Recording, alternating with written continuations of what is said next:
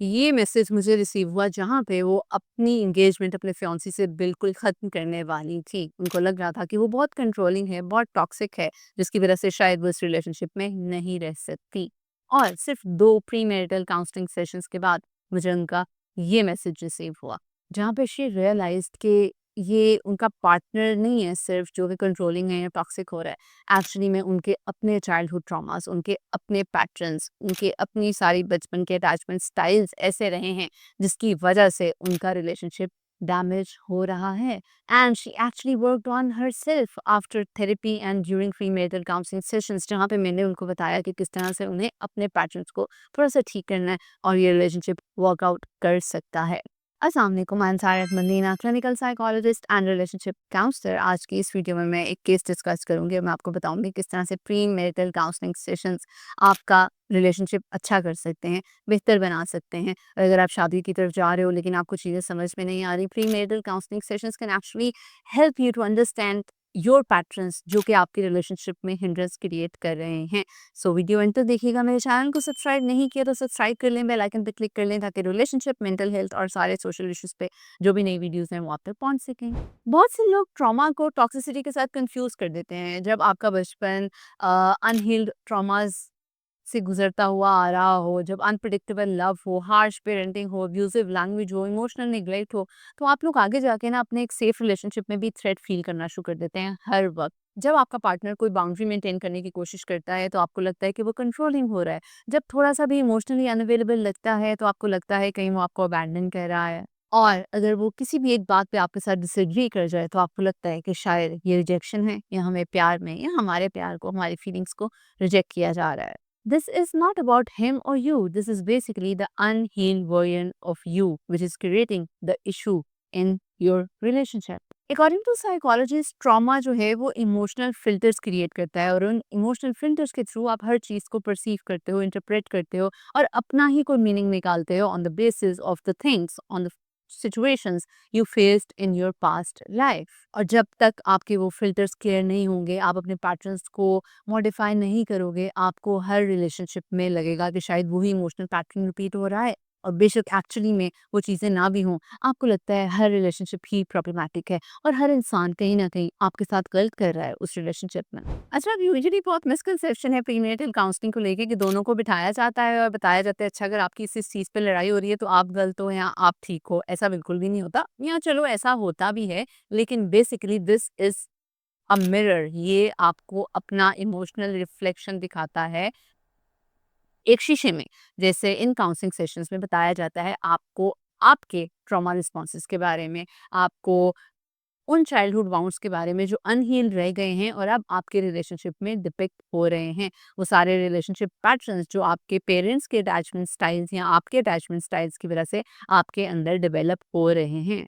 Apart from that, इसमें दोनों partners को सिखाया जाता है कि इमोशनली सेफ कम्युनिकेशन पे किस तरह से फोकस करना है, how to focus on conflict resolution and how not to focus on collapse. और ये सब कुछ बेसिकली एक स्ट्रक्चर के थ्रू होता है। फर्स्टली एक पार्टनर के साथ सेशन होता है, फिर दूसरे पार्टनर के साथ सेशन होता है और फिर इफ नीड बी और ऑब्वियसली फिर दोनों का एक कंबाइंड सेशन होता है जिसमें दोनों को गाइड किया जाता है। और this is sort of a couple therapy, pre marital counselling, जो कि बहुत ज़्यादा हेल्पफुल साबित होती है। और सबसे इम्पॉर्टेंट बात, मेरे पास जितने भी लोग आते हैं एज अ रिलेशनशिप काउंसलर, बहुत से लोग सिर्फ रिलेशनशिप काउंसलिंग के लिए आते हैं। उन्हें लगता है कि उनके कोई चाइल्डहुड ट्रॉमास नहीं है या कोई और पैटर्न्स नहीं है जो डिस्टर्ब कर रहे हैं, सिर्फ रिलेशनशिप के बारे में ज़बानी कलामी गाइड कर दें। नहीं, this is also related to therapy, जिसमें आपको आपकी हर चीज़ के बारे में गाइड किया जाता है। सबसे मज़े की बात इसकी है कि इसमें ब्लेम शिफ्ट बंद कर देते हो आप और आप अपने रिलेशनशिप की, अपनी और अपने अनहील्ड वर्जन की रिस्पॉन्सिबिलिटी लेना शुरू करते हो,